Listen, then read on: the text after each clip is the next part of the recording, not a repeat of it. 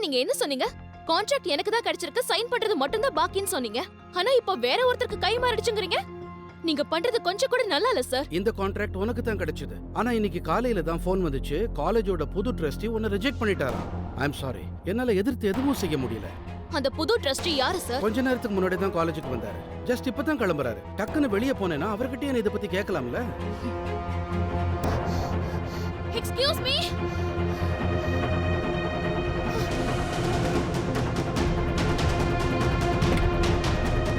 Sir excuse me.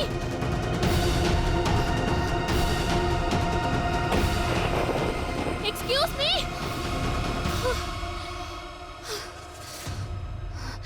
நான் வரதுக்குள்ள கிளம்பிட்டாரே. நான் இப்ப என்ன செய்வேன்? சார் ஏன் என்னாச்சு? ஏன் இவ்வளவு டென்ஷனா இருக்க? ட்ரஸ்டியை பார்க்க முடியலையா உன்னால? இல்ல சார். ஆல் ரைட், அவரோட ஆபீஸ் அட்ரஸை கொடுக்கறேன். பேசாம நீ அவரை அங்க போய் மீட் பண்ணு. நேரடியா போய் பேசினா நிச்சயமா நிலைமையை புரிஞ்சுக்குவாரு. Thank you sir, thank you.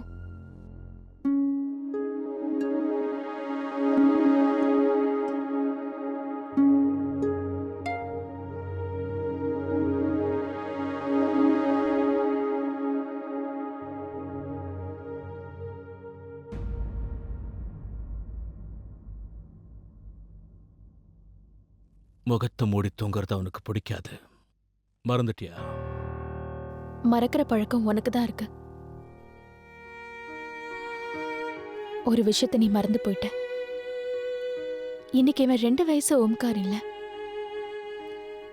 சின்ன வயசுல பிளாங்கெட்டை விட்டு வெளியில வரவே மாட்டான். பிடிவாதம் பிடிக்கிறதுல இவனை மிஞ்ச முடியாது. பெரியவனானதுக்கு அப்புறமும் அந்த புடிவாதம் இவனை விட்டு போகல. மனசுல ஏற்படுற வலிதான் வைராக்கியத்துக்கு காரணம். நம்ம 2 பேரோட சண்டை, தேவையில்லாத ஆர்குமெண்ட்ஸ், எல்லாத்துலயும் இவன் விடுபட்டிருக்கணும்னு நினைச்சேன். அதனாலதான் இவனை ராத்திரி எல்லாம் சீக்கிரம் தூங்க வச்சிருவேன்.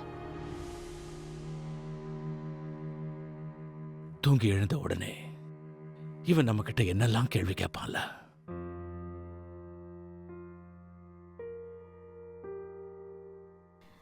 நம்மளோட கல்யாண ஆல்பமை பார்த்து இவன் நம்ம கிட்ட நானும் கல்யாணம் பண்ணிக்கணும்னு சொல்லுவான். அதுவும் இவன் 4th ஸ்டாண்டர்டுக்கு போன உடனே கல்யாணம் பண்ணிக்குவேன்னு சொல்லிட்டு இருந்தான். ஞாபகம் இருக்கா? ஆனா இவனோட 3rd ஸ்டாண்டர்ட் எக்ஸாம்ஸ் நடந்துட்டு இருந்த சமயத்துல நம்ம 2 பேருக்கு நடுவுல சண்டை அதிகமாச்சு. அப்போ ஓம்கார் அத்தையோட ஒன்னா சேர்ந்து பூஜை செய்வான். சும்மா விளையாட்டுக்கு ஒரு நாள் ஆண்டவன் கிட்ட என்னப்பா வேண்டிக்குவேன்னு கேட்டேன். அப்போ இவன் எக்ஸாம்ஸ்ல ஃபெயில் ஆகணும்னு ஆசைப்படுறேன்னு சொன்னான். 4th ஸ்டாண்டர்ட் ப்ரமோஷன் வேண்டான்னு சொன்னான். பாஸ் ஆயிட்டான். தான் கல்யாணம் பண்ணிக்க வேண்டி வரும், கல்யாணம்னு ஒண்ணு நடந்தா வாழ்க்கையில சண்டை வரும்னு சொன்னான்.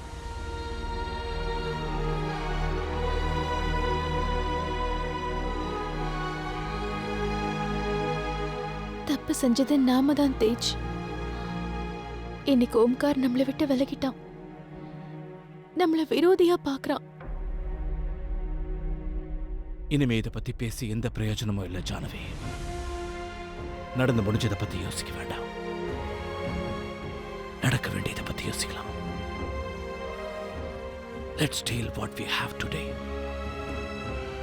Let's deal